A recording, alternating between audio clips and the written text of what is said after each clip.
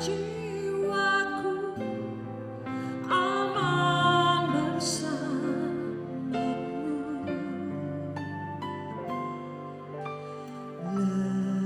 Lebih dari harta, Kaulah segalanya. Tenanglah jiwaku dalam hadirat-Mu.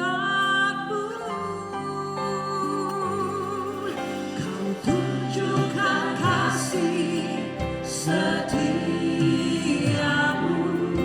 Kau menyediakan yang ku perlu. Kau setia,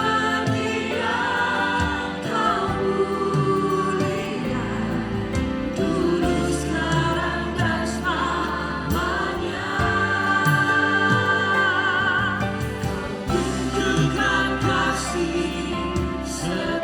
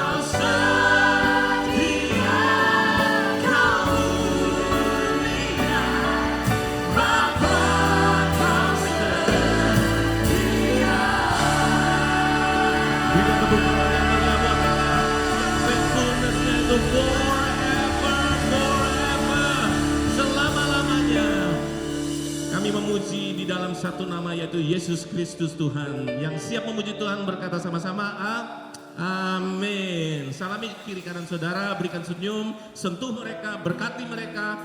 Karena firman Tuhan pelita bagi hati kita. Mari bertepuk tangan bersama-sama. The joy of the Lord is our strength. Ada sukacita yang besar di rumah Tuhan. Haleluya.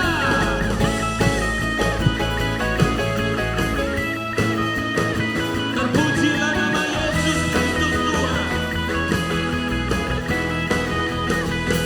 Firman-Mu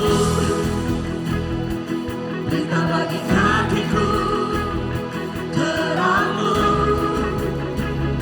menyinari langkahku. Aku berjalan Penuh kepastian, sebab ku yakin Immanuel. Engkau bersamaku.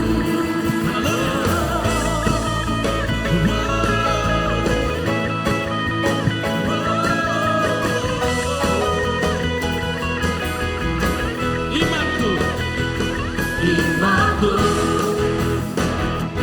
besar di dalam-Mu. haleluya, Ku percaya ajaib perbuatan-Mu. Di tangan-Mu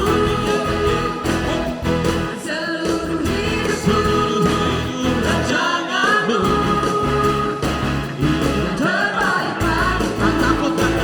Ku tak takut, ku tak dengar, Kau berjalan di depanku. Engkau dahsyat, Engkau hebat, semuanya, lambaikan tangan, semua, Tuhan kataku, haleluya, naikkan syukurku. Engkau Tuhan di pihakku, hancurkan semua musuhku. Meninggikan we worship you, kemuliaan-Mu. Engkau Tuhan yang terbesar. yang berkuasa atas hidupku. Firman Tuhan, pelita bagi kakiku. Iman, Imanku besar di dalam-Mu. aku Percaya ajaib perbuatan-Mu. Di tangan-Mu seluruh hidupku, rancangan-Mu yang terbaik tidak bagiku. takut, tidak gentar. Ku tak takut dan ku tak gentar, Kau berjalan di depanku. Engkau dahsyat, Engkau NBC, hebat, mari sama-sama lambaikan tangan. Tuhan kataku, ku naikkan syukurku. Engkau Tuhan di pihakku, hancurkan semua musuhku. Meninggikan-Mu dan kemuliaan-Mu. Engkau Tuhan Yang terbesar, yang berkuasa atas hidupku.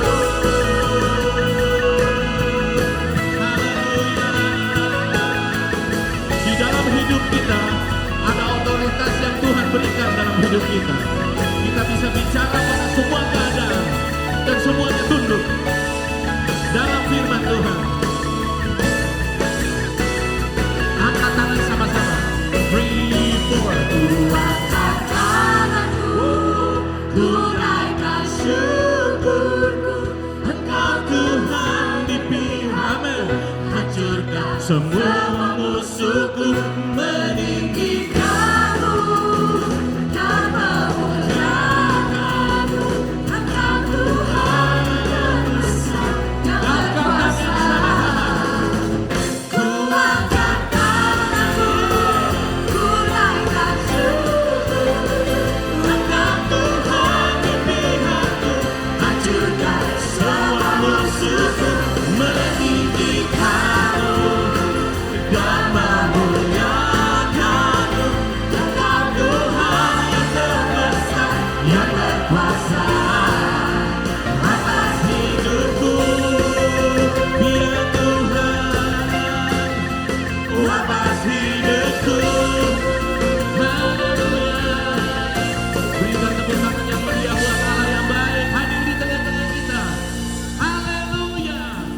masuk gerbangnya. Mazmur mengatakan dengan hati yang bersyukur. Semua tepuk tangan sama-sama ya. Boleh minta di atas kepala. Hadiratnya dengan hati bersyukur, masuk gerbangnya dengan pujian, bermasmurlah baginya, nyanyikan dengan baru, bersukacita sekarang menyembahnya.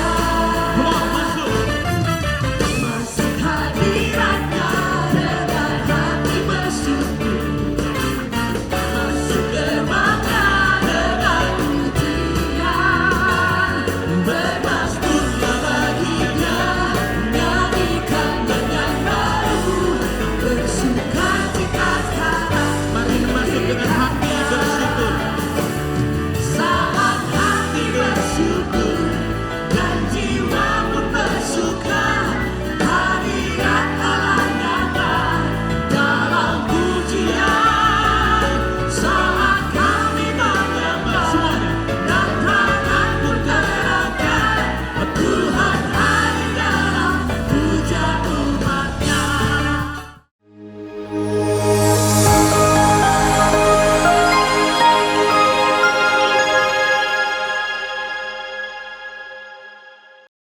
Shalom, selamat pagi Bapak Ibu. Selamat hari Minggu, selamat beribadah untuk kita semua. Coba berikan salam ke kiri ke kanan, katakan selamat datang, selamat pagi, disapa ya. Kalau belum kenal, kenalan ya. Haleluya. Bapak Ibu, saya ingin membacakan di dalam 1 Petrus 5 ayat yang ke-7, satu ayat yang sudah sering kita baca, tapi saya ingin mengajak setiap kita untuk membacanya bersama-sama. 1, 2, 3. Serahkanlah segala kekhawatiranmu kepadanya sebab Ia yang memelihara kamu. Amin. Di dalam ayat yang singkat ini kita temukan ada dua hal. Saya ingin bagikan dua hal saja. Yang pertama adalah serahkanlah. Serahkanlah itu bagian kita Bapak Ibu Saudara. Amin. Serahkanlah kekhawatiranmu kepadanya. Kita menyerahkan kekhawatiran kita kepada satu pribadi yang kita yakin seyakin-yakinnya bahwa pribadi tersebut itu mampu, punya kemampuan, punya kekuatan untuk menolong kita. Pribadi yang mampu, tapi juga pribadi yang mau. Kita serahkan bagian kita, amin Bapak Ibu Saudara. Bukan bagian pasangan kita, bukan bagian, oh nanti kamu aja yang menyerahkan, aku cuman ngikut, nunut kamu, enggak. Tapi kita yang menyerahkan, itu serahkanlah, itu adalah bagian kita. Yang kedua adalah dikatakan sebab Ia yang memelihara kamu.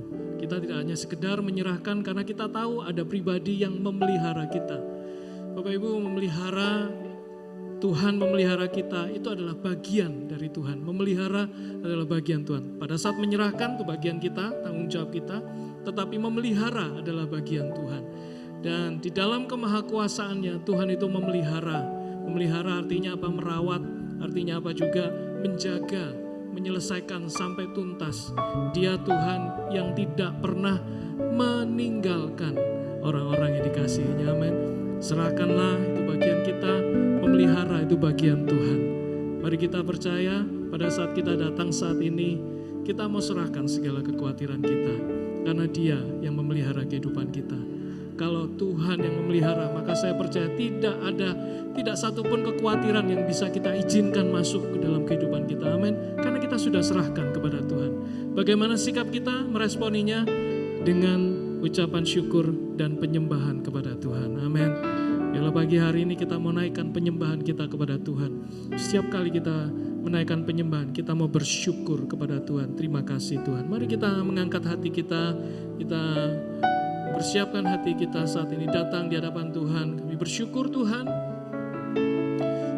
Kalau kami datang saat ini dengan segala kekhawatiran, dengan segala ketakutan, dengan segala kecemasan kami mau serahkan kepada Engkau.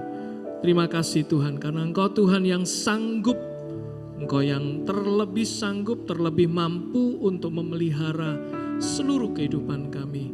Terima kasih Tuhan, kami mau naikkan penyembahan, kami naikkan ucapan syukur, kami naikkan puji-pujian kami kepada Engkau. Tuhan Yesus Kristus yang layak menerima segalanya. Terima kasih Tuhan, di dalam nama Yesus kami berdoa. Amin, amin. Amin. Mari saudara kita bangkit berdiri bersama-sama. Kita menghampiri Tuhan dengan bawa ucapan syukur. Terima kasih oleh karena kebaikan Tuhan. Amin.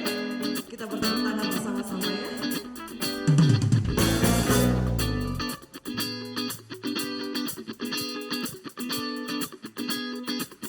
Nyanyikan bersama.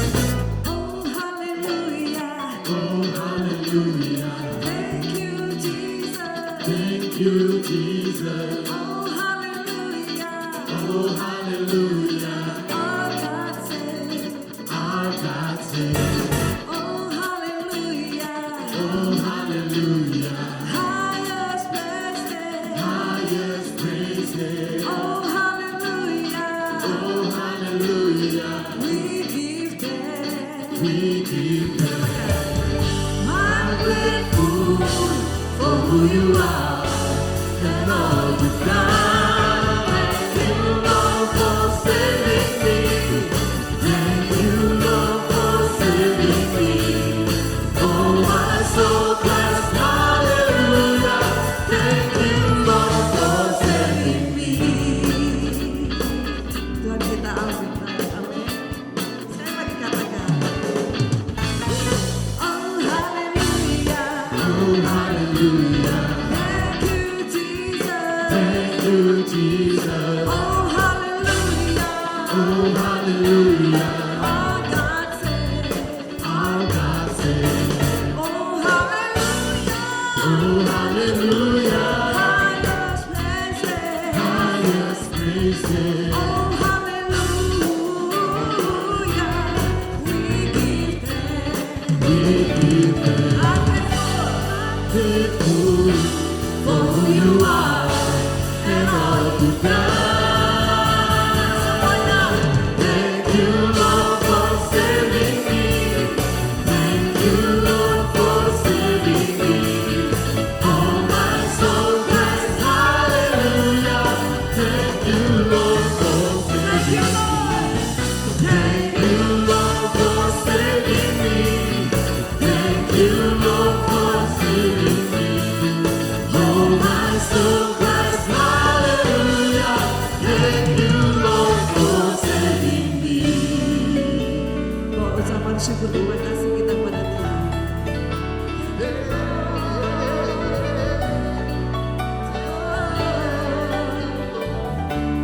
You've been so good, Lord.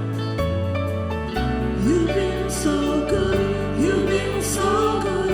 I thank you, Lord. I thank you. My heart is full.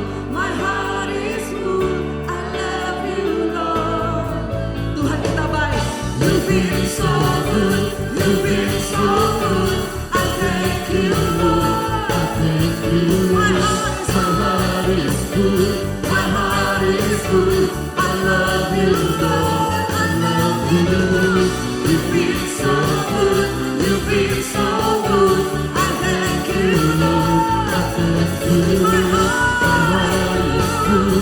My heart is full. I love you, Lord. You've been so good. You've been so good. You've been so good. I thank you, Lord. I thank you. My heart is full. My heart is full. I love you, Lord. Sama-sama. Thank you, Lord, for saving me. Thank you, Lord, for saving me. Oh, my soul cries hallelujah. Thank you, Lord, for saving me. Thank you, Lord, for saving me. Thank you, Lord, for saving me. Oh, my soul cries hallelujah. Thank you, Lord, for saving me. Ada ucapan syukur terima kasih pada Tuhan kita yang luar biasa.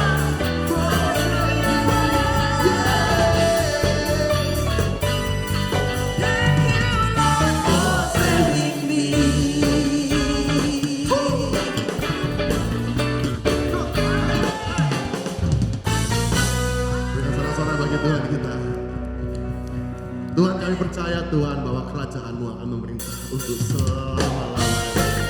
Yang semangat untuk memuji Tuhan, bertepuk tangan, lebih keras lagi, lebih semangat lagi ya.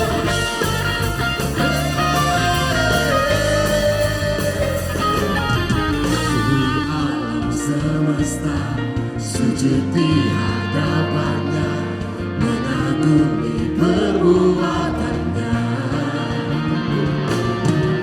Dia menundukkan badan dan membelah lautan. Tiada mustahil baginya.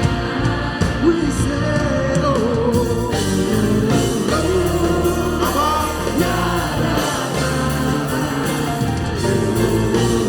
Siapa dia? Yesusku, Kau terbesar, berkuasa, sungguh tak tertandingi.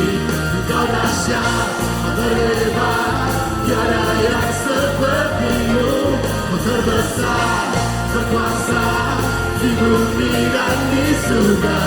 Takkan Kau tergoyahkan, kerajaan-Mu memerintah selamanya. Selamanya. Sama-sama ya. Seluruh alam semesta sujud di hadapannya, mengagumi perbuatannya. Menundukkan badai dan membelah lautan. Tiada yang mustahil bagi Dia.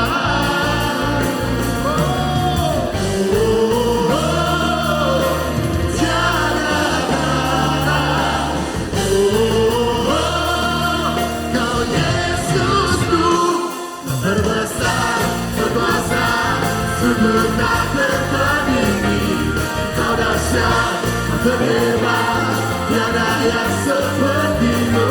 Kau terbesar, berkuasa, di bumi dan di surga. Takkan Kau tergoyahkan, kerajaan-Mu memerintah selamanya. Selamanya. Selamanya. Kau terbesar, Kau berkuasa, sungguh tak tertandingi. Sama-sama ya. Terbesar, berkuasa, sungguh tak tertandingi. Sekali lagi ya. Kau terbesar, berkuasa. Hey! Kau terbesar, berkuasa, di bumi dan di surga. Takkan Kau goyahkan, kerajaan-Mu memerintah. Kau terbesar, berkuasa, di bumi dan di surga. Takkan Kau tergoyahkan, kerajaan-Mu memerintah selamanya. Selamanya. Selamanya. Selamanya. Segala puji hormat bagi Tuhan kita yang hebat, yang kerajaannya tetap memerintah bagi setiap orang percaya. Amin. Berikan sorak-sorai terbaik bagi Tuhan kita sekali lagi. Silakan Bapak Ibu duduk kembali.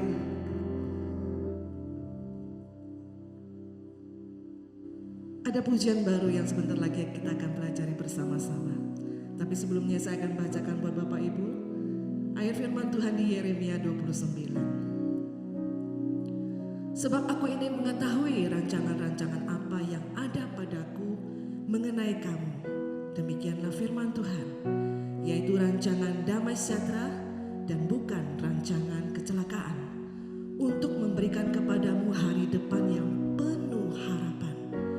Dan apabila kamu berseru dan datang untuk berdoa kepadaku, maka aku akan mendengarkan kamu. Apabila kamu mencari aku, kamu akan menemukan aku. Apabila kamu menanyakan aku dengan segenap hati, aku akan memberi kamu menemukan aku. Demikianlah firman Tuhan. Bapak Ibu, kita percaya bahwa firman Tuhan yang kita dengar maupun yang kita nyanyikan, itu adalah janji kemenangan dalam hidup kita. Amin. Tidak ada cara lain kecuali kita datang, percaya dan berserah pada firman Tuhan. Haleluya.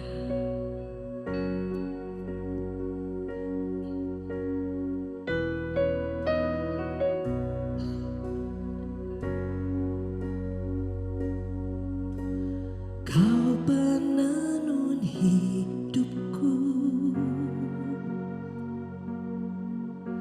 sempurna rencanamu, hanya Kaulah harapan, Kaulah Tuhan. Damai dan sejahtera, rancanganmu termegah. Kini aku berserah, ku percaya.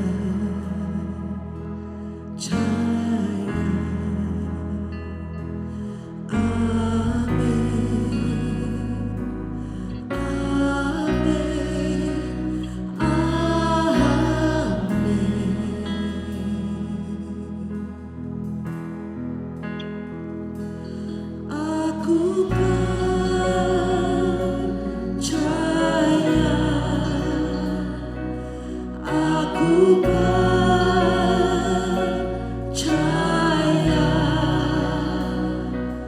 ku berseru Kau pun mendengar, ku berserah.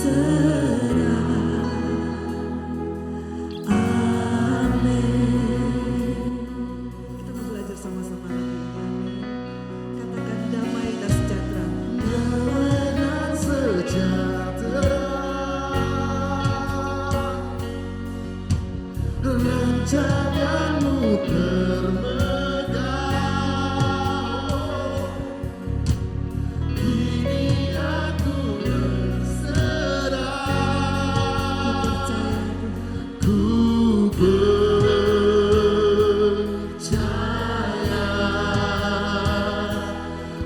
Amin,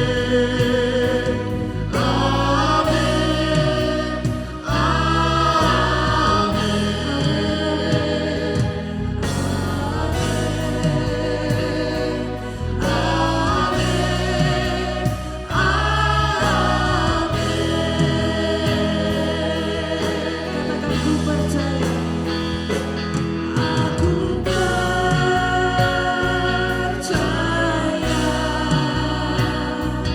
aku percaya, ku berseru Kau pun mendengar, ku berserah. Amin. Aku percaya, aku percaya,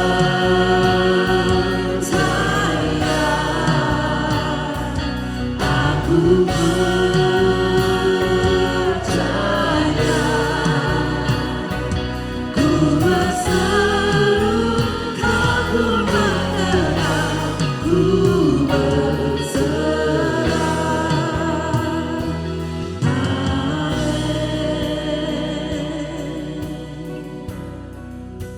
Kami berserah pagi hari ini Tuhan kepadamu. Kami percaya setiap rencana dan rencana-Mu atas hidup kami itu sempurna adanya. Untuk itu Tuhan kami mau katakan kami tidak takut sebab kami milik-Mu. Kami tidak takut sebab Kau Allah yang setia dan kuasa-Mu yang sempurna bekerja atas kehidupan kami. Katakan sama-sama. Ku tak takut sebab aku milik-Mu, tegak dan kokoh. Sebab Engkau berserta, ku tak takut.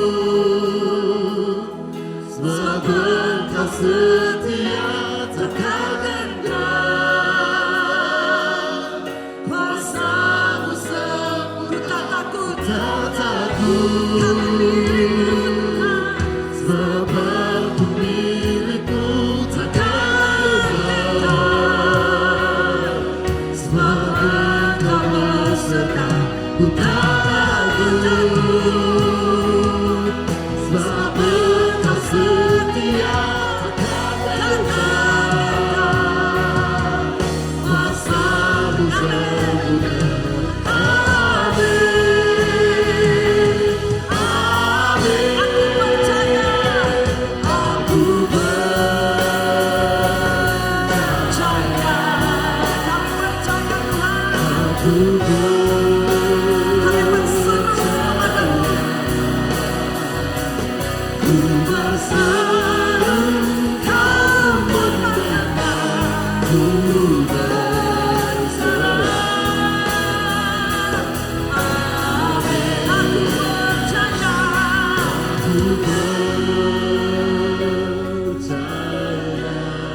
kami umat-Mu Tuhan.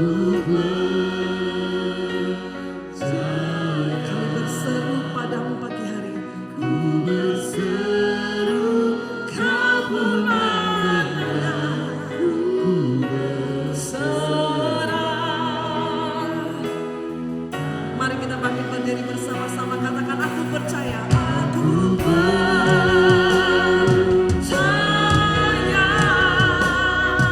Aku percaya.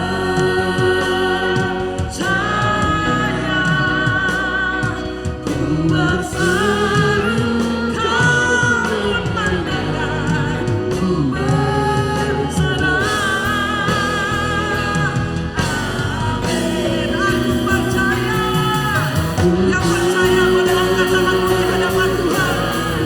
Ini kami Tuhan. Kami percaya. Ku berseru, Kau pun mendengar. Ku berserah.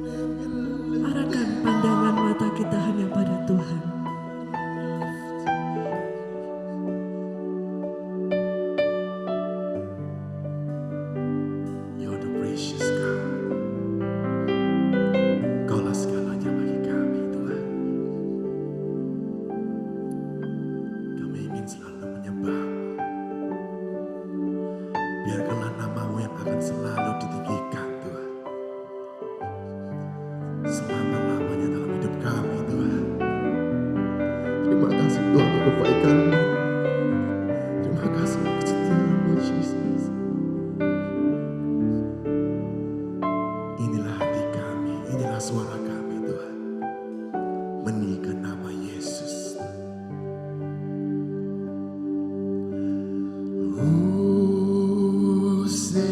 Hosanna in the highest.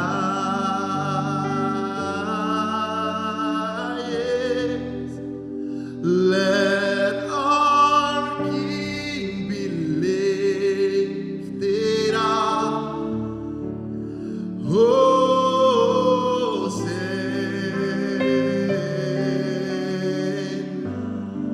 Lift up your voice.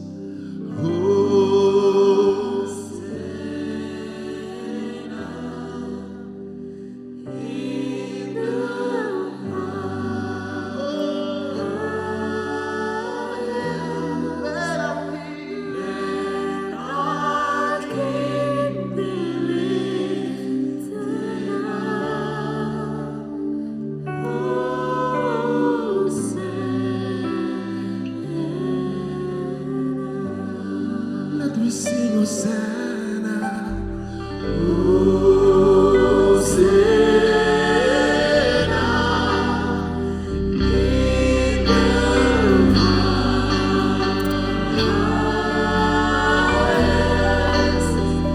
Let our King be lifted up.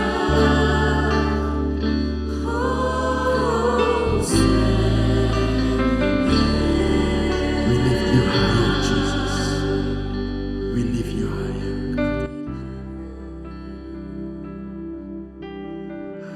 Highest, be lifted higher. Jesus, you be lifted higher. Higher, be lifted higher. Jesus, be lifted higher. Lifted higher. Lifted higher. Oh, Jesus, lifted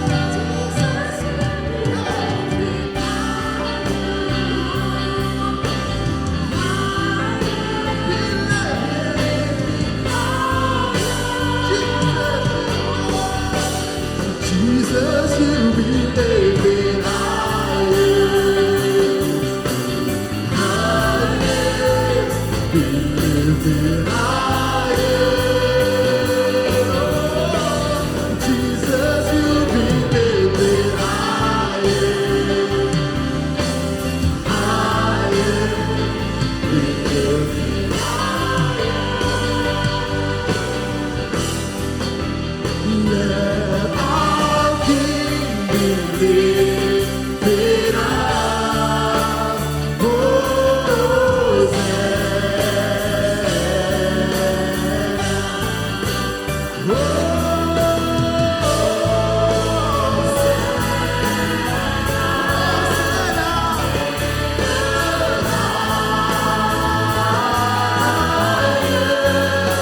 Let our King be lifted up.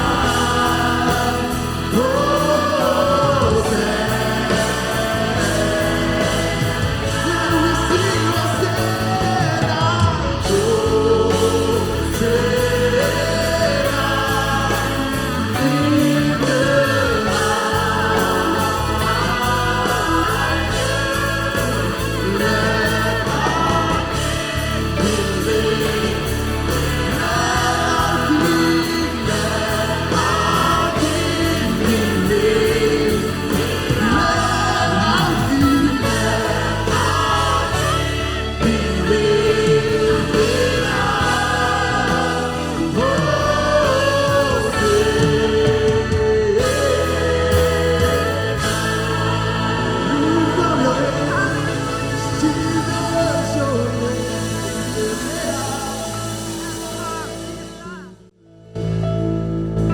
Kemuliaan bagi namamu. Pagi hari ini bersama-sama dengan umatmu, kami mengarahkan mata kami kepadamu, meninggikan Allah yang layak terima pujian dan pengagungan. Tuhan, biar pengagungan keluar, meluap dari hati kami yang paling dalam. Kekaguman akan Tuhan. Kekaguman akan Allah yang luar biasa maha baik. Terima kasih Tuhan, terima kasih untuk kasih-Mu yang luar biasa.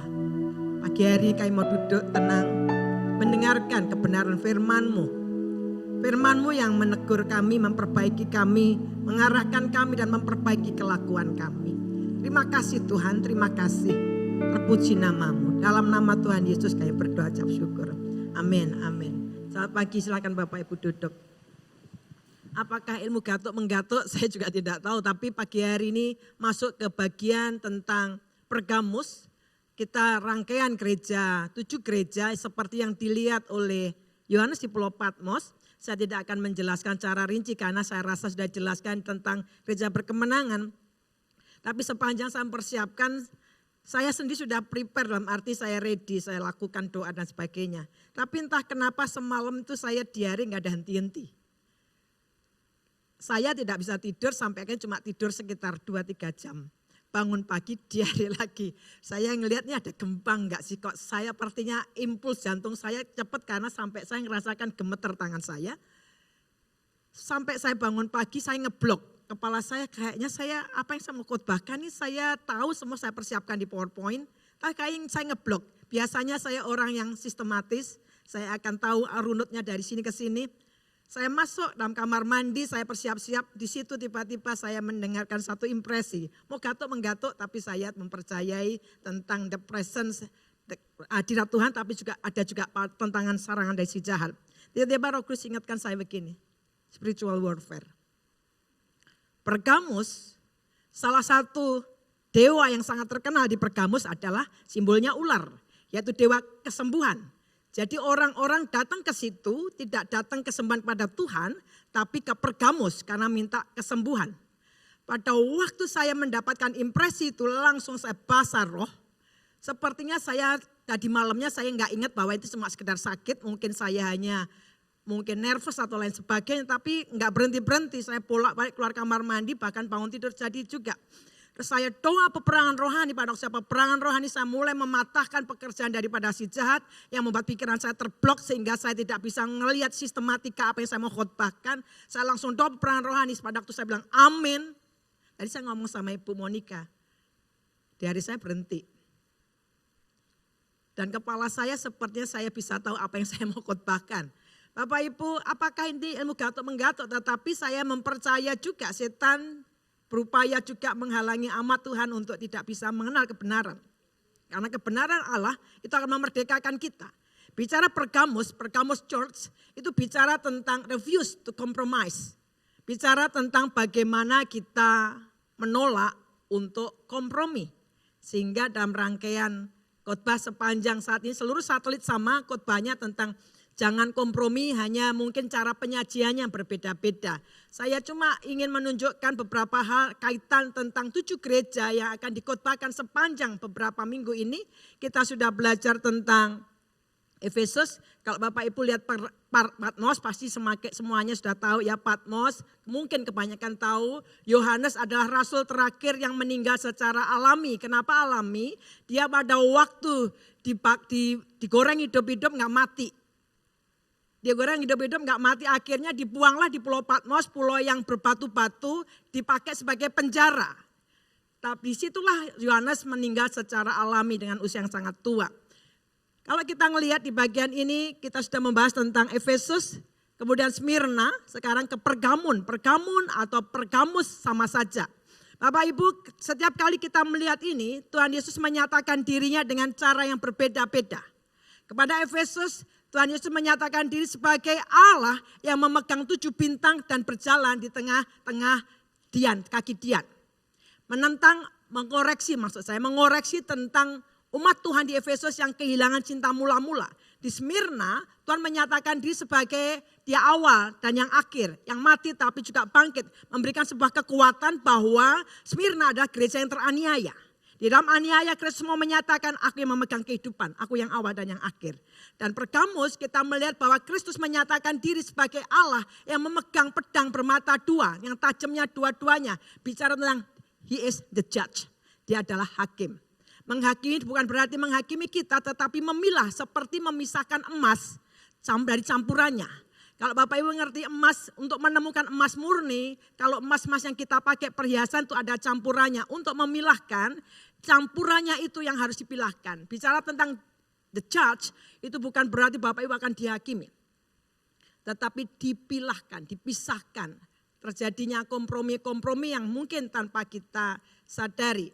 Gereja di Pergamus itu gereja yang dikelilingi oleh pengaruh jahat. Nanti kita akan lihat di situ ya. Arti Pergamus atau Pergamun, gamus, itu dari bahasa kalau poligami, dari bahasa Gerika gamus, itu pernikahan. Jadi persatuan pernikahan antara gereja dengan dunia. Ada kompromi di situ. Pergamus juga menunjuk tentang kota ini kota yang tinggi. Ada tower yang sangat tinggi, high tower. Salah satu ini kan beberapa arti saja yang berbicara tentang posisi gereja di tengah-tengah dunia. Bapak Ibu nanti kita akan lihat kalau Bapak Ibu melihat 7 gereja, kebanyakan dari ke-7 gereja, surat 7 gereja ini selalu dibagi kepada 3 hal. Satu tentang pujiannya, dipuji, kemudian pengkoreksian atau peneguran, correction, tetapi bukan berhenti di situ. Kita ngelihat keindahan daripada Tuhan. Tuhan bukan hanya Allah yang mengkoreksi, tetapi memberikan solusi. Banyak orang tua mungkin hanya mukuli anak tapi tidak pernah membalutnya. Tapi Tuhan bukan hanya mengkoreksi tetapi mengkansel, memberikan jalan keluar. Ini yang harus kamu lakukan. Tetapi kemudian di endingnya adalah selalu diberikan sebuah crown atau sebuah janji yang luar biasa. Hampir 5 diantaranya melakukan itu, 3 hal ini.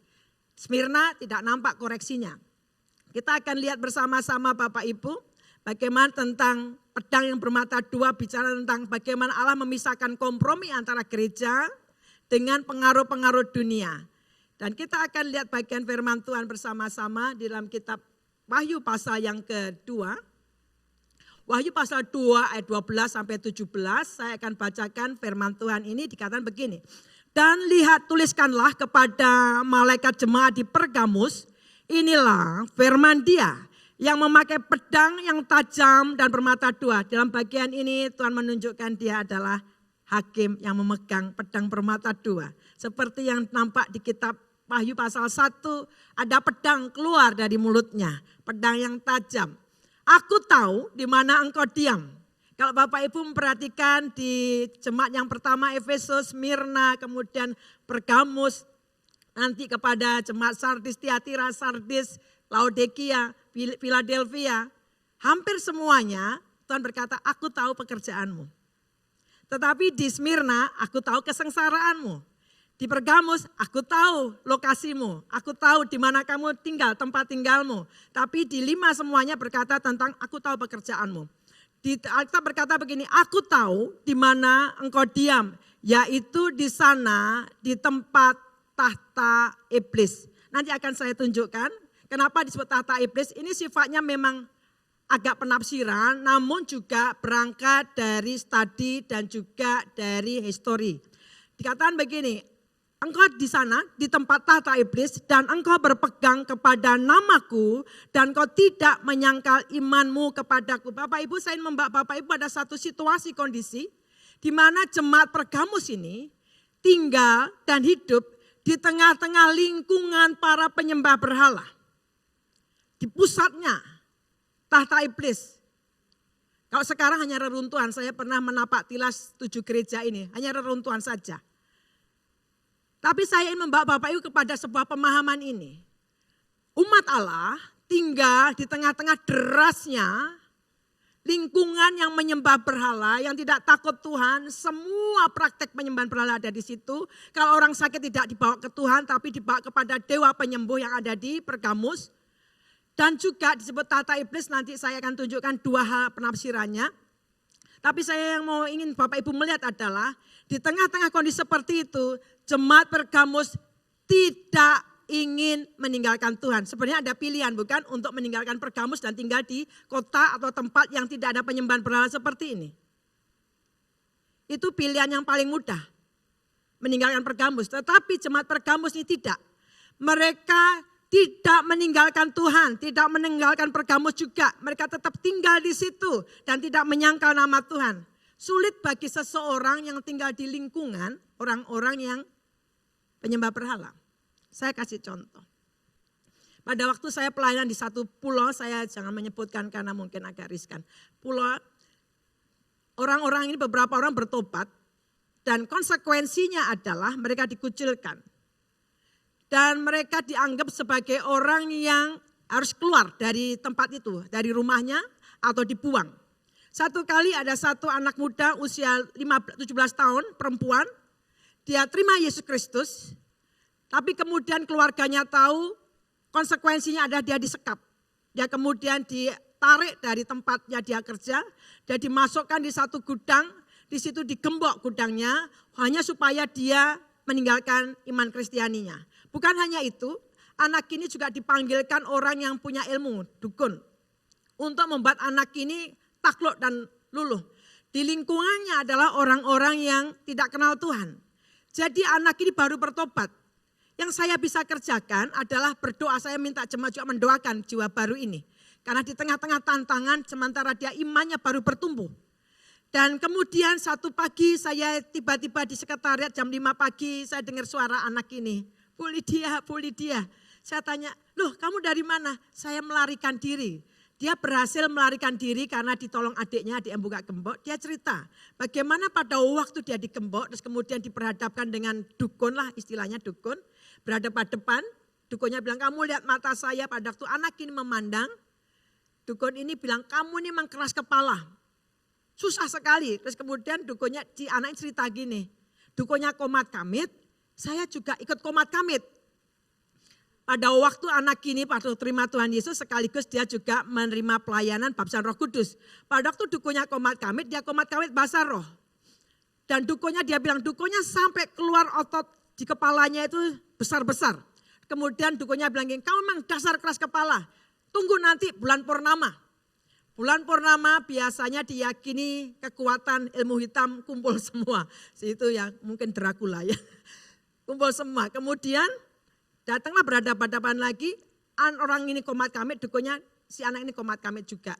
Tapi di situ dia melihat walaupun dia baru bertobat. Dia melihat tentang kebesaran nama Yesus.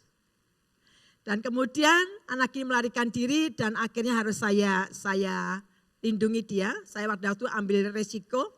Mungkin saya dianggap anak melarikan diri. Waktu saya studi lanjut ke Bandung, saya bawa dia ikut ke Bandung. Dan puji Tuhan, anak itu saya nggak dicari dan saya nggak diapa-apakan. Karena saya sudah memikirkan konsekuensi terburuknya saya ditangkap karena melarikan anak orang di bawah umur. Dan puji Tuhan, salah satu anak ini juga ada yang bertobat. Kemudian sekarang ada di daerah Belanda. Saya mengucap syukur untuk apa yang Tuhan kerjakan. Tetapi saya ingin Bapak Ibu membayangkan di tengah-tengah tekanan orang-orang yang tidak takut Tuhan. Itulah kondisi Pergamus.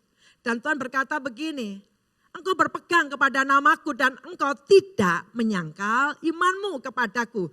Juga tidak pada zaman Antipas saksiku yang setia kepadaku yang dibunuh di hadapan kamu di mana iblis diam. Bapak Ibu sepanjang di Alkitab Wahyu, martir satu-satunya yang disebut namanya Antipas ini aja. Yang lain tak bernama. Hanya Antipas ini yang disebut. Dan menurut histori Antipas adalah pemimpin rohani di Pergamus. Yang cara matinya adalah pada waktu dia tetap mengikut Tuhan dengan setia, cara matinya ada dimasukkan kepada lembu perunggu, dimasukkan dalam perut itu, di roasting hidup-hidup. Tetapi sejarah menunjukkan di catatan sejarah pada waktu di roasting hidup-hidup itu dia tetap mengucapkan syukur pada Tuhan. Saya ingin membawa Bapak Ibu kepada satu situasi apa yang dikatakan di gereja, di 7 gereja tentang bagaimana tantangan demi tantangan. Tetapi Tuhan juga ingin menyatakan dia Allah yang menang, dia pegang kendali, dia memberikan sebuah harapan, bukan menimbulkan ketakutan. Tapi membuat kita tahu bahwa siapa Allah yang memegang kehidupan ini. Kemudian kita mengatakan begini, yang dibunuh di hadapan kamu di mana iblis diam. Tahta iblis itu penafsirannya kemungkinan besar karena di Pergamus dalam semua yang diteliti, di situ ada altar besar seperti singgasana dibangun di atas tebing yang menghadap ke kota. Itu untuk Dewa Zeus. Dan juga Pergamon itu menyembah Kaisar Romawi yang memegang kekuasaan besar pada waktu itu. Disebut tahta iblis, di mana semua praktek penyembahan kepada iblis, di situ pusatnya, Pergamus. Jadi Bapak Ibu bisa melihat tantangannya. Bagian jemaat Tuhan menghadapi tantangan, peperangan rohani. Bagian jemaat Tuhan harus melakukan hidup tetap bermegang pada firman Tuhan. Wahyu pasal 2, 12, ayat 17, ayat 14. Tetapi aku mempunyai beberapa keberatan terhadap engkau. Tadi kan selalu begitu, strukturnya dipuji dulu. Walaupun kamu tinggal di pusat tahta iblis, tapi kamu tidak menyangkali namaku dan tetap setia kepadaku. Namun, kata kitab, ini luar biasa jemaat ini. Di tengah-tengah tekanan, aniaya. Bapak Ibu jangan berpikir hanya sekedar mereka tinggal di tengah-tengah orang menyembah berhala. Aniaya setiap saat mati karena iman Kristennya. Jadi mereka harus menghadapi aniaya. Tapi mereka tetap memilih ada di Pergamus. Mereka tetap memilih untuk setia pada Tuhan. Dalam kesetiaan seperti itu, Tuhan berkata begini, tetapi aku mempunyai beberapa keberatan terhadap engkau. Ada keberatannya. Di antaramu, ini berarti bukan semua. Di antaramu ada beberapa orang. Terjemahan NLT bilang begini, you tolerate some among you. Bertoleransi. Karena Pergamus disebut gereja yang kompromi. Kamu berkompromi. Komprominya apa? Di antaramu ada beberapa orang yang menganut ajaran Bileam. Yang memberi nasihat kepada Balak untuk menyesatkan orang Israel. Supaya mereka makan persembahan berhala dan berbuat zina. Demikian juga ada padamu orang-orang yang berpegang kepada ajaran pengikut Nikolaus. Sebab itu bertobatlah, jika tidak demikian aku akan segera datang kepadamu dan aku akan memerangi mereka dengan pedang yang di mulutku ini. Bicara tentang the judge, Tuhan ingin memilahkan gerejanya, dikuduskan, dikhususkan untuk memuliakan nama Dia, dikuduskan dari berbagai macam kompromi-kompromi. Dan kita akan lihat Bapak Ibu pada saat ini. Kalau Bapak Ibu pernah membaca bukunya George Barna, Kata di dalam kettle, dia ditaruh di dalam kettle, dia nggak sadar kalau suhunya dipanasin pelan-pelan. Dia merasa enak. Lama-lama nggak sadar jadi suike dan terlambat. Itu juga yang saya ingin tunjukkan tentang disebut toleransi atau kompromi. Karena Tuhan bilang begini, kamu luar biasa di tengah-tengah aniaya, tekanan, di tengah-tengah tantangan orang hidup menyembah berhala, tapi kamu tetap setia kepadaku dan kamu tetap beriman kepadaku. Namun kamu mengizinkan you tolerate. Ada beberapa di antaramu, karena Alkitab mengatakan tidak semuanya. Kamu mengizinkan beberapa orang di antaramu bertoleransi. Dengan kata lain, some Christian di Pergamus, mereka itu mengembrace gaya hidup yang kompromi. Yang tiba-tiba ditemukan mereka terjatuh di dalam penyembahan berhala dan immorality. Seseorang jatuh dalam dosa itu tidak mendadak. Orang jatuh dalam dosa perselingkuhan tidak mendadak. Itu pasti ada prosesnya. Oh, aku mendadak kok jatuh selingkuh. Enggak ada. Itu pelan-pelan. Dan Bapak Ibu, kalau kita ngelihat tentang Bileam, memang yang Tuhan tunjukkan di sini, kompromi di sini ada dua, yaitu tentang masalah kompromi dalam hal religius. Kamu makan dari persembahan berhala, dan kedua tentang perzinahan. Rayuan rohani yang merembes ke dalam gereja sangat halus. Dan seiring waktu secara rohani akan menginfeksi seluruh tubuh gereja jika tidak dilawan. Sampai hari ini saya ingat Pak Yeremia selalu bilang begini. Untuk mengkaramkan sebuah kapal tidak perlu lubang besar. Lubang kecil yang tidak diurusi, kapal itu pasti akan tenggelam. Hidup kita kalau tidak menghandle sesuatu yang bertentangan firman Tuhan dan ada kompromi-kompromi kecil yang kita tidak selesaikan, lambat laun iman kita akan karam. Jadilah kita menjadi orang-orang Kristen yang sangat berkompromi. Nanti kita akan lihat beberapa contoh atau simptom orang yang berkompromi itu kayak apa sih? Karena Bapak Ibu dengan saya kita hidup di dunia dengan berbagai macam tekanan, ada value-value bahkan dilegalkan oleh pemerintah yang kadang-kadang itu bertentangan dengan iman Kristiani. Di belahan dunia selain Indonesia ada hal seperti itu, gereja mau nggak mau harus supaya tunduk kepada peraturan pemerintah yang dilegalkan walaupun itu bertentangan dengan firman Tuhan. Kalau kita ngelihat apa yang dikoreksi oleh Tuhan tentang kompromi, ada ajaran Bileam. Dikatakan mereka melakukan kompromi dalam hal agamawi, makan penyembahan berhala. Bapak Ibu, makan penyembahan berhala ini ada orang yang bilang, nggak apa-apa kan aku sudah doakan. Saya cuma ingin membawa Bapak Ibu secara literal saja. Makan penyembahan berhala menjadi topik yang sangat serius. Sehingga di kitab 1 Korintus dikupas oleh Rasul Paulus. Dan dia berkata begini, kalau aku makan daging, terus orang yang lemah iman syak, mending aku gak usah makan daging. Dan kemudian di dalam Kisah Rasul pasal 15, sampai Rasul Yakobus setelah bersidang dengan para rasul karena terjadi keributan. Orang Yahudi itu orang yang tidak mau makan hasil penyembahan berhala. Terus kemudian ada orang-orang non-Yahudi yang bertobat, yang menganggap nggak apa-apa, yang menajiskan bukan apa yang masuk, tapi apa yang keluar. Dan terjadilah pertengkaran yang luar biasa dan mengakibatkan para rasul harus rapat sidang besar. Dan akhirnya diambil keputusan sehingga Rasul Yakobus berdiri dan menyampaikan keputusan sidang. Salah satunya adalah keputusan itu ada mengatakan tidak boleh makan darah, tidak boleh makan makanan penyembahan berhala. Dia sebutkan situ atau makan habis selesai percabulan.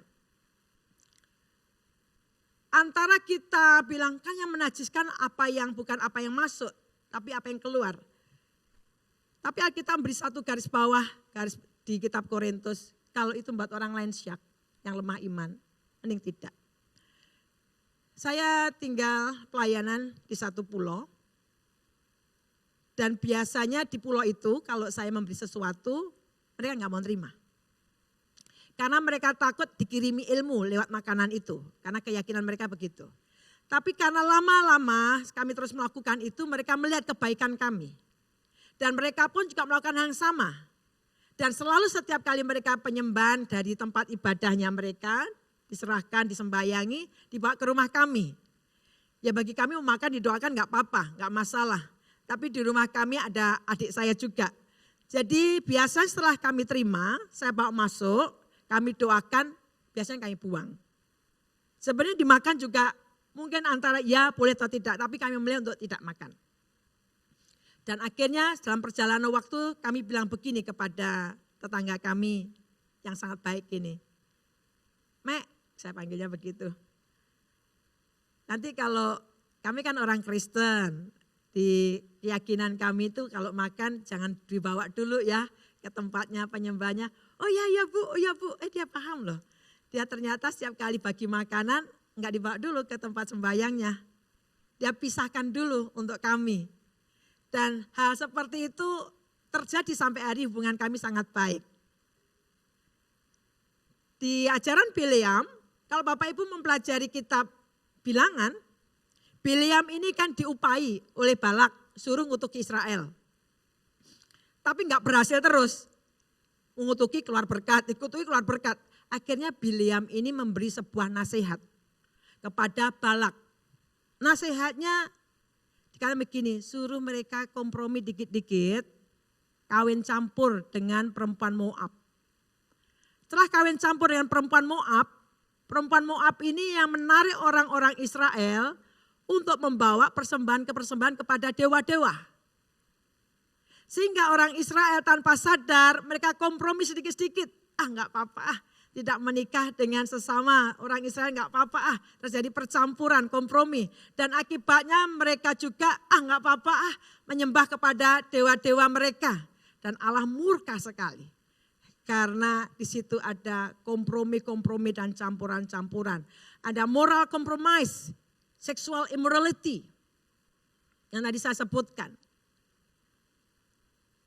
Ada praktek-praktek immoral dan mereka merasa nggak apa-apa. Dan terjadi adalah hari-hari ini juga banyak ketemu nggak apa-apalah, kan anugerah Tuhan besar. Anugerah Tuhan tidak memberikan izin pada kita untuk kita berdosa semena-mena. Banyak orang berkata nggak apa-apa, Tuhan kan sudah beri anugerah, nggak apa-apa lah, melakukan ini nggak apa-apa. Seringkali kalau konseling pranikah, saya selalu berkata begini, pernikahanmu nanti kurang beberapa minggu loh. Berarti boleh deposit dulu dong, saya bilang gitu. Boleh deposit dulu kan ini sudah pasti jadi hak milik kan. Boleh enggak? Saya tanya gitu. Enggak boleh, kenapa enggak boleh? Kan sudah pasti dinikahi. Enggak boleh kali. Kenapa enggak boleh? Saya ingin menemukan jawaban mereka. Kenapa enggak boleh? Kalau mereka takut Tuhan, mereka akan jawab dengan tepat. Bapak Ibu, itu yang terjadi. Hari-hari dalam gereja juga begitu. Ada kompromi. Pelan-pelan, enggak apa-apa lah. Seperti kata di dalam kettle tadi, gak berasa. Itu yang Tuhan berkata, di antaramu, aku sedikit punya keberatan nih. Di antaramu ada yang mentolerit, sudah bertoleransi, sudah ada kompromi. Ajaran Nikolaus itu sama seperti ajarannya dari pengajaran Biliam. Mirip-mirip saja. Dan kitab Ulangan Bilangan pasal 31 16 ini yang tadi saya ceritakan. Bukankah perempuan-perempuan ini atas nasihat Bileam menjadi sebabnya orang Israel berubah setia terhadap Tuhan dalam hal peor.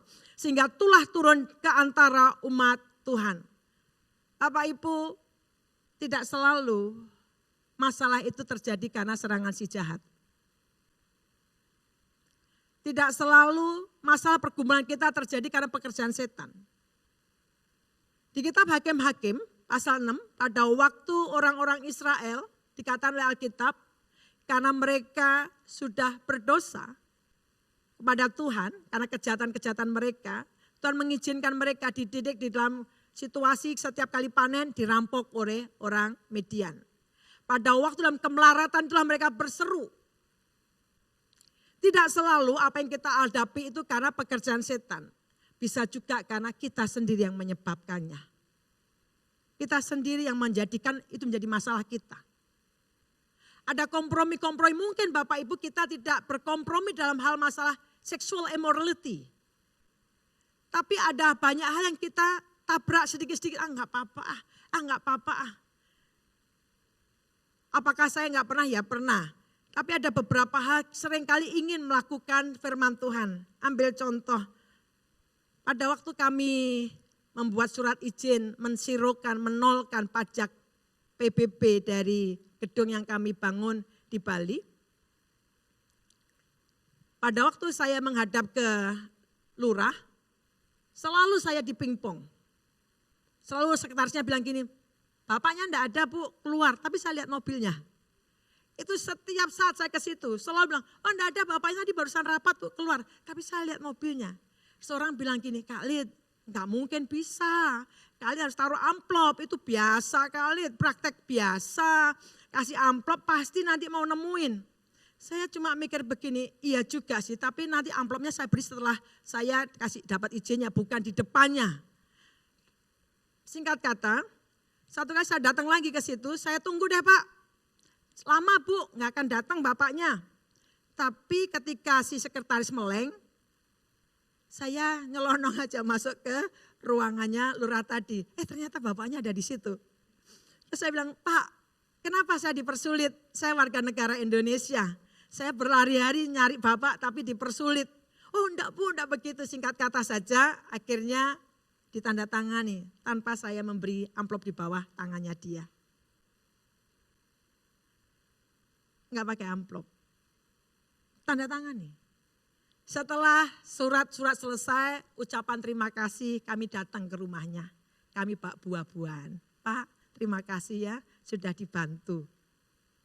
Tapi bukan karena buah-buahan itu dia tanda tangan surat tadi.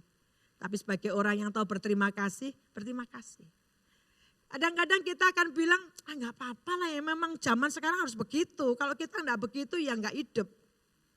Kompromi sedikit-sedikit membuat kita tidak tajam di dalam mengikuti firman Tuhan.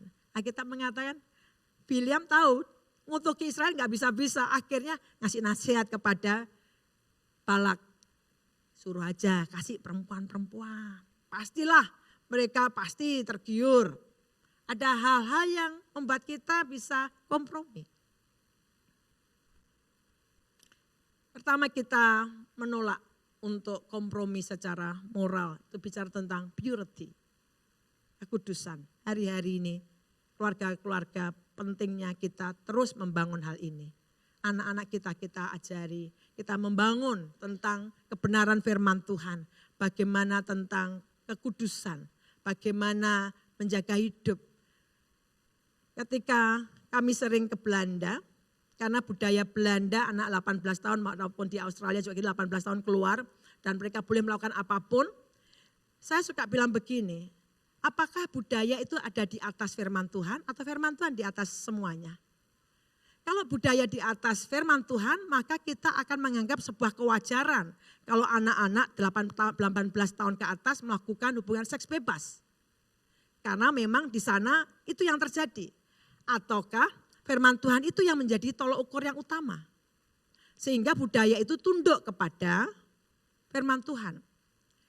Gampang tidak. Itu juga yang dialami oleh orang-orang Pergamus. Tekanan di dalam kondisi sosial pada saat itu. Tantangan yang harus mereka hadapi.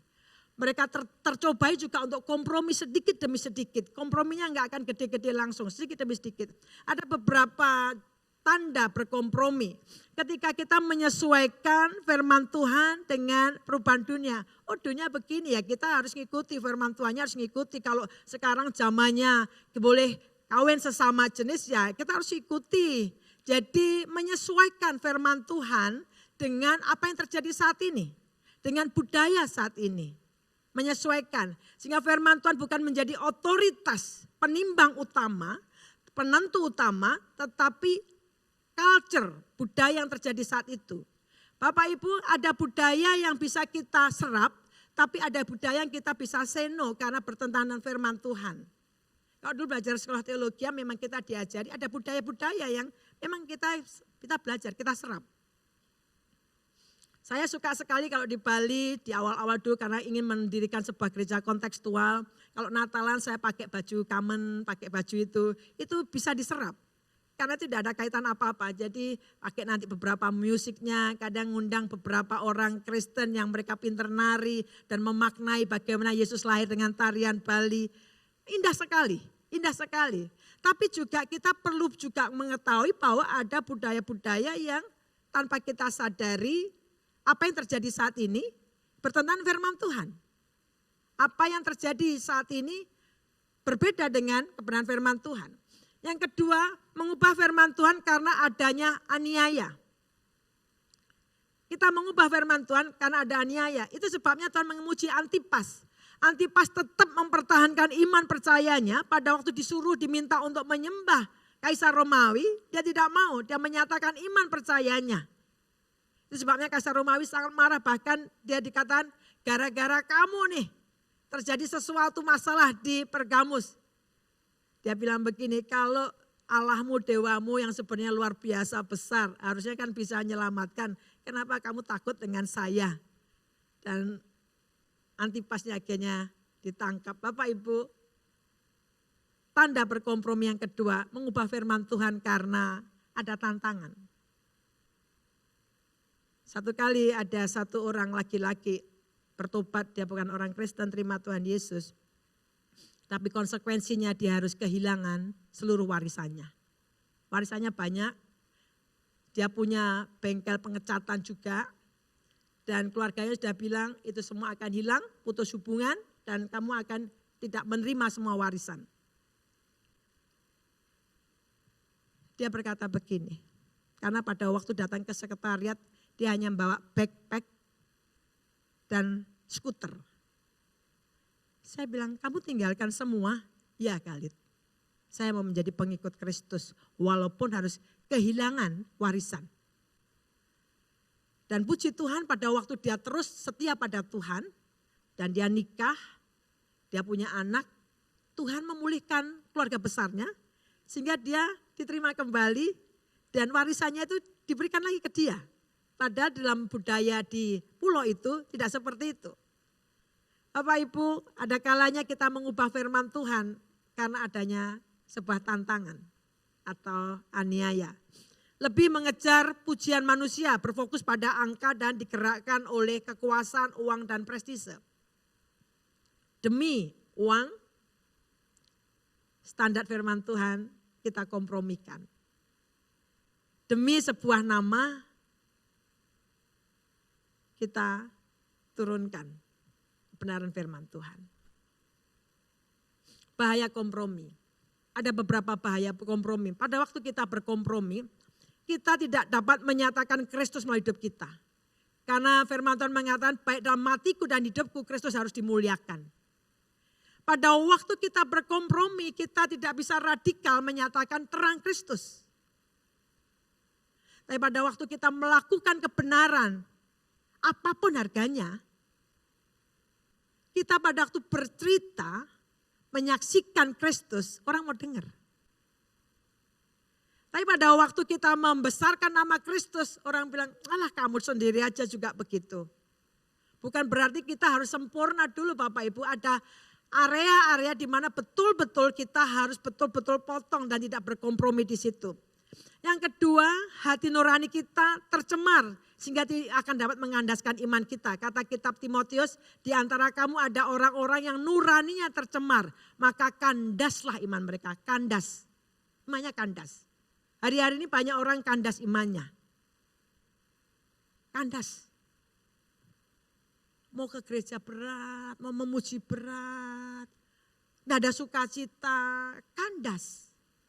Untuk mempercayai Tuhan yang luar biasa hidup mampu melakukan keajaiban, susah untuk percaya. Kandas. Karena ada kompromi-kompromi yang mungkin kita izinkan. Menggerogoti. Karena hati nurani mereka tercemar maka kandaslah iman mereka. Kemudian tidak bisa mengetahui kehendak Tuhan. Kata kitab Roma 12, berupalah pembaharan budimu sehingga kamu dapat membedakan manakah kehendak Allah, apa yang baik, yang berkenan dan yang sempurna. Banyak orang mengalami kesulitan untuk menentukan kehendak Allah. Mungkin ada banyak kompromi-kompromi yang kita lakukan sehingga kita tidak tajam untuk bisa membedakan ini kehendak Allah dan ini bukan. Apa yang harus kita lakukan? Poin yang terakhir. Yang pertama tadi kita ngelihat kompromi yang ada. Bertobat, kata kitab Wahyu tadi, bertobatlah. Bertobatlah. Dan mengajak Bapak Ibu dengan saya. Bertobat itu change the mind. Berubah cara pikir kita. Kalau selama ini kita pikir, gak apa-apa lah, cuma gini-gini aja loh, gak apa-apa. Saya beri ilustrasi sederhana aja Bapak Ibu.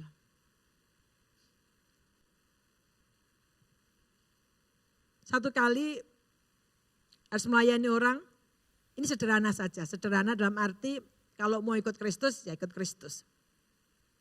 Satu kali ada seorang minta didoakan karena dia ketakutan sekali. Terus saya akhirnya tanya, kenapa ibu minta didoakan kok ketakutan? Iya, saya habis nginjili orang yang non-Kristen, saya injili. Kok tiba-tiba saya merasa dikejar-kejar oleh dia? Menurut saya aneh. Bagi saya kalau saya memberitakan kabar baik, seperti hari-hari ini, Tuhan izinkan saya berjumpa dengan orang-orang usia 80 tahun ke atas, di mana mereka beberapa di antara 3 orang ini terima Yesus di usia lanjutnya. Sukacita, saya setiap kali menyampaikan kabar baik, orang itu bertobat, waduh senangnya luar biasa. Ini orang justru ketakutan, dia takut sekali. Kali saya seperti dikejar-kejar orang itu dan ingin membunuh saya. Terus saya bilang, aneh Bu, harusnya tidak. Saya tanya Bu ya, memberitakan Injil itu kehendak Tuhan enggak? Iya, berarti kalau melakukan kehendak Tuhan harusnya sukacita dong? Iya, tapi aneh Bu, apakah Ibu hari-hari ini ada sesuatu yang membuat ada kompromi-kompromi, ada celah bahasa sederhananya kata kitab Efesus yang memberi tempat pijakan pada setan, kesempatan. Karena itu seperti celah. Apakah ibu seperti itu? Ini contoh sederhana. Ibu ini cerita begini. Beberapa hari yang lalu, sebelum nginjili orang itu, dia antar ibunya ke orang pinter. Quote on quote, kalau orang pinter pasti tahu ya. Untuk kesembuhannya. Dianterin di situ dan sebagainya. Terus pada waktu dia cerita begitu, saya bilang, Bu, bisa jadi ini. Yang membuat ibu harusnya nginjili orang itu sukacita, tetapi ini membuat ibu terintimidasi. Harusnya tidak. Jangan-jangan karena ibu ini berkompromi, nggak apa-apa lah aku cuma nganter aja kok. Ke situ nggak apa-apa lah. Bu, boleh saya doakan. Saya tunjukkan tentang bagian firman Tuhan. Akhirnya ibu ini datang pada Tuhan. Saya sederhana waktu itu. Saya bukan orang yang cari manifestasi. Pada waktu saya tumpang tangan atas dia, tiba-tiba dia bermanifestasi. Mungkin sesuatu yang jarang sekali ditunjukkan atau dikhotbahkan hari-hari ini. Tapi itu yang terjadi. Beberapa hari juga saya harus menegaskan tentang Kristus sang pemilik utama. Tuhan tidak sharing dengan setan. Pada waktu kita percaya pada Yesus, Tuhan tidak pernah sharing. Jadi saya harus menegaskan tentang siapa kita dalam Kristus. Dan kita sendiri harus melawan itu. Apakah sehingga saya mengatakan apakah orang Kristen bisa under influence roh jahat? Sangat bisa. Dan kemudian ketika didoakan selesai, ibu itu langsung dia bilang dia tahu apa yang jadi masalahnya. Sehingga tidak perlu takut lagi. Bapak Ibu, kadang-kadang kita sendiri yang membuka kesempatan si jahat untuk membuat kita menjadi tertekan. Kembali kepada pertobatan yang benar. Pagi hari ini, balik pada Tuhan. Dengan segala banyak hal, mungkin ada kompromi-kompromi yang kita lakukan. Tapi pagi hari ini berkat Tuhan, aku mau datang, merubah pola pikir kita. Kembali kepada Tuhan, bertobat kepada pertobatan yang benar.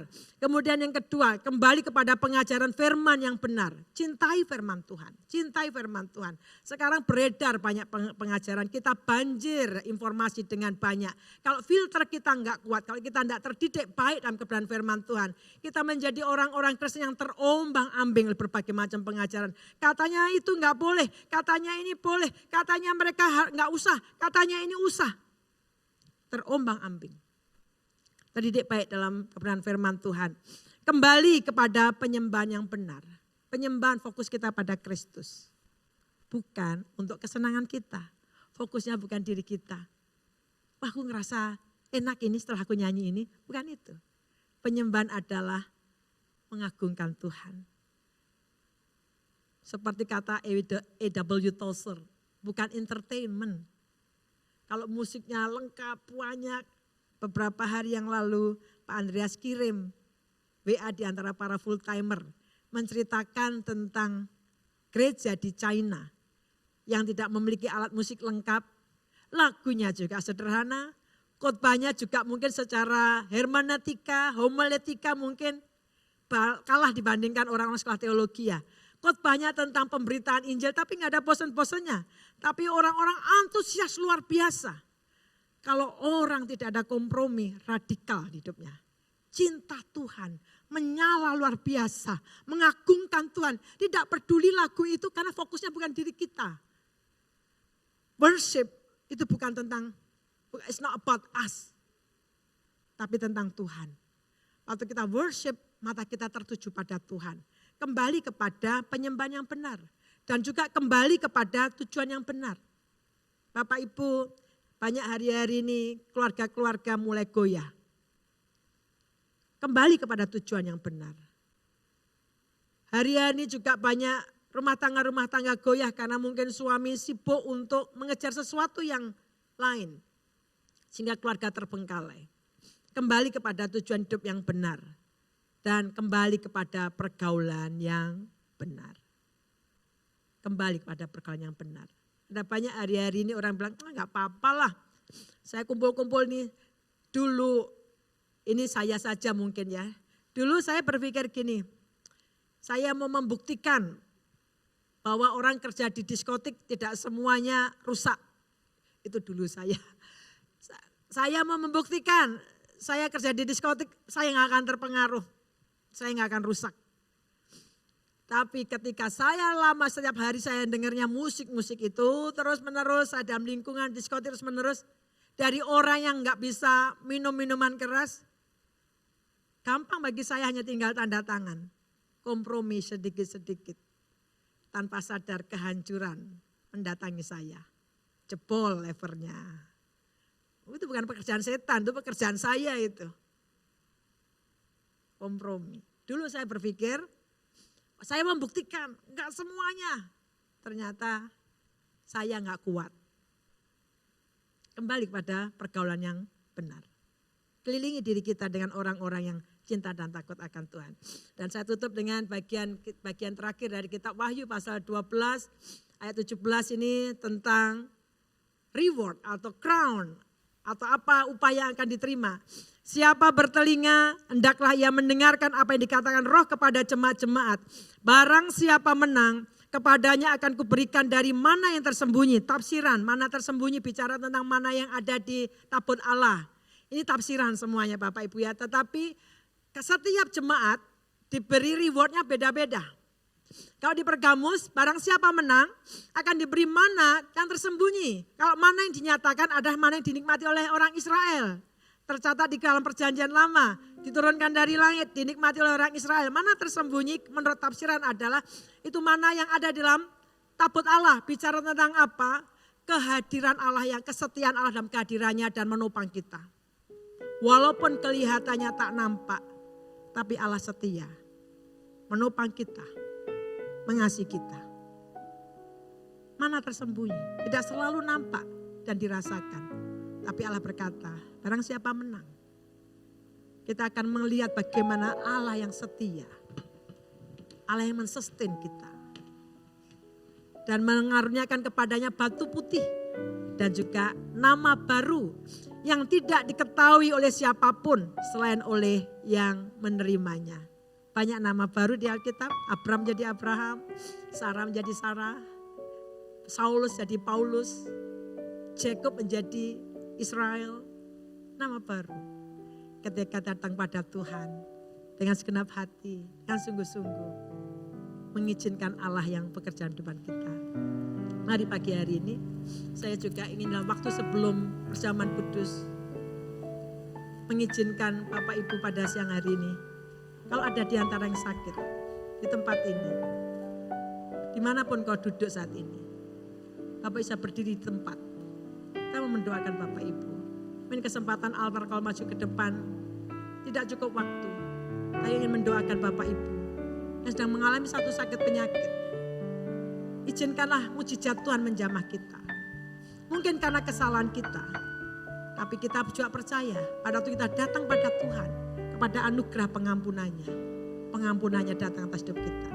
Bagi Bapak Ibu yang hidup dalam kompromi, datang lari pada Tuhan. Mendekat pada Tuhan.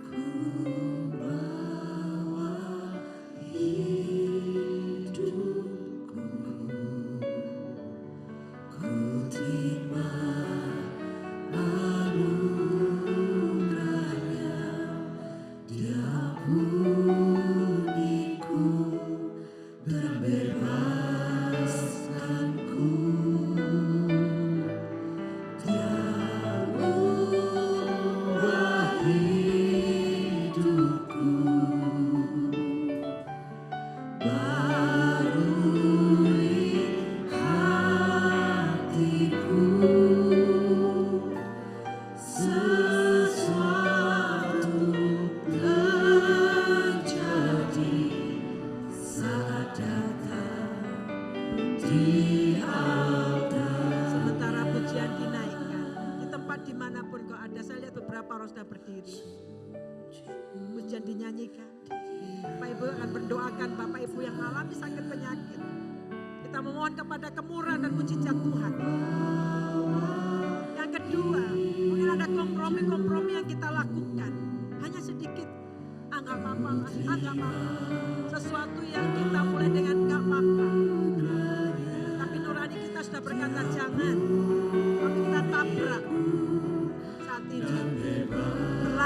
daripada Tuhan. Kembali kepada tahta kasih karunia-Nya. Mohon karena pemulihan daripada Tuhan.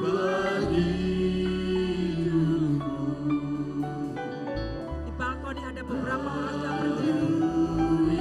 Di bawah ada beberapa orang yang berdiri. Bapak Ibu yang saya akan mendoakan untuk yang alami sakit penyakit. Kalau ada para pemimpin kontak atau para pemimpin jemaat juga yang ada di dekatnya bisa angkat tangan. Kita berdoa bersama-sama memohonkan keajaiban sempurna daripada Tuhan. Saya akan berdoa bersama-sama di Bapak Ibu kita satukan hati. Ada saudara-saudara seiman kita yang mohon kesembuhan daripada Tuhan. Meminta keajaiban dari Tuhan. Tuhan kami datang kepada Allah yang hidup. Kepada Allah yang kami sembah dalam nama Tuhan Yesus Kristus. Kami berdoa saat ini tangan kami terkedang kepada orang-orang yang sedang berdiri saat ini memohon keajaiban, kemurahan daripada Tuhan. Bapak Ibu mari kita persembahkan dan firman Tuhan. Pegang bagian tubuhmu yang sakit dengan tangan kirimu. Dan kananmu tuh angkat kepada Tuhan. Meminta pertolongan daripada Tuhan saja. Dalam nama Tuhan Yesus Kristus. Berkata pada saat ini. Oleh bilur-bilur Yesus. Kamu sudah sembuh. Dalam nama Tuhan Yesus Kristus. Bagian tubuh yang dijamah saat ini. Dalam nama Tuhan Yesus Kristus. Tuhan lakukan kesembuhan. Keajaiban terjadi mengalir saat ini. Dalam nama Tuhan Yesus Kristus. Bagian tubuh yang sedang mengalami sakit saat ini. Dalam nama Tuhan Yesus Kristus. Bagian hidung yang sedang dijamah. Bagian dadanya, bagian telinganya. Sedang mengalami sakit kakinya. Kami berkata pada saat ini di dalam nama Tuhan Yesus Kristus. Tuhan kau adakan kesembuhan. Mujizat Tuhan terjadi. Tuhan menjamah setiap kami saat ini. Kiralah bakal alaka elebaya syekadot.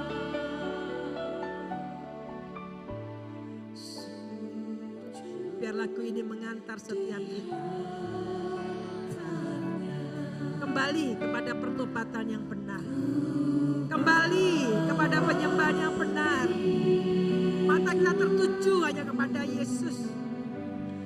Tidak mencari apa yang menyenangkan hati kita. Tertuju kepada pribadi Yesus.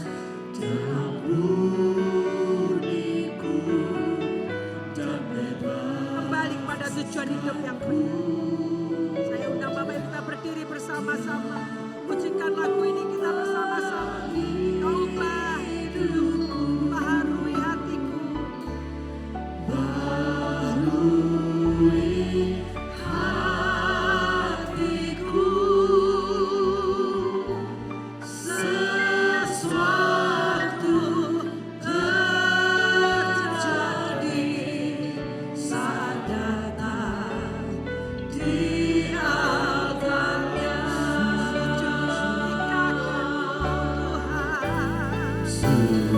Kami berlari di altarnya, menyembahmu ya Tuhan. Bawa kami hidupku, Tuhan kami perbarui iman. Kami berkorban dari jalan-jalan kami, jalan-jalan kami yang menduakan Tuhan, menanggap remeh firman Tuhan. Pagi hari ini kami berlari kepada anugerah yang luar biasa besar. Pulihkan setiap kami.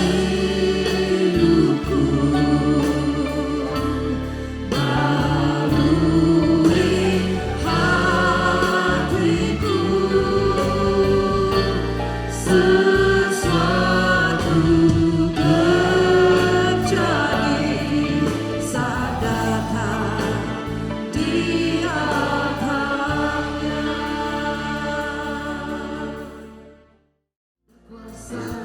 Sungguh tak tertandingi, Engkau dahsyat, terhebat, tiada yang seperti-Mu.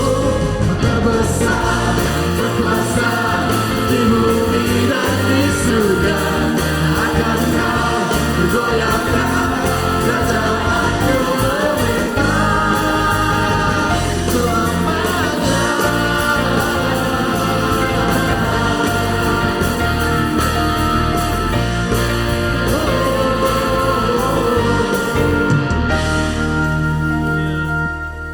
Mari kita mengangkat tangan kita. Biarlah kemenangan Kristus senantiasa menyertai engkau. Kemanapun engkau pergi, Tuhan sendiri akan memberikan tanda bahwa engkau adalah orang-orang yang dipilih oleh Allah. Dan apa saja yang kau kerjakan, Tuhan juga akan menandainya dengan keberhasilan. Jangan takut karena Tuhan sudah menang, Tuhan yang memelihara kehidupanmu, Tuhan yang mengetahui segalanya, Tuhan sendiri akan memimpin engkau dari kemenangan kepada kemenangan. Pada pagi hari ini ya Tuhan, kami mau menerimanya dengan iman saat ini. Semua jemaat yang percaya bisa mengatakan bersama-sama, amin, amin, amin. Terima kasih, Tuhan Yesus memberkati Bapak Ibu Saudara semua.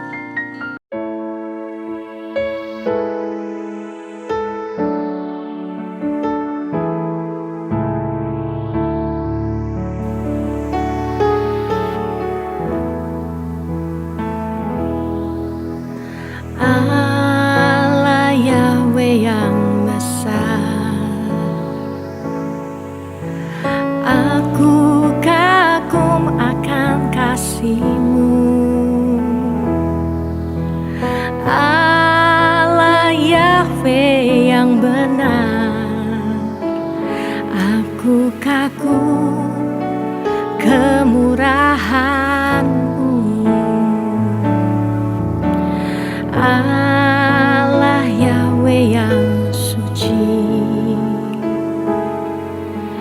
jadi milik-Mu hidupku kini.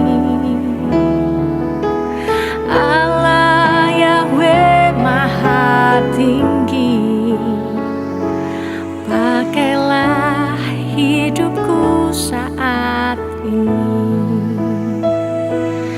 Kau angkat aku dari kebinasaan, Kau tebus aku dari kesia-siaan. Harga diri Kau berikan, tujuan hidup Kau tunjukkan. Ku kagum, ya ku sangat kagum.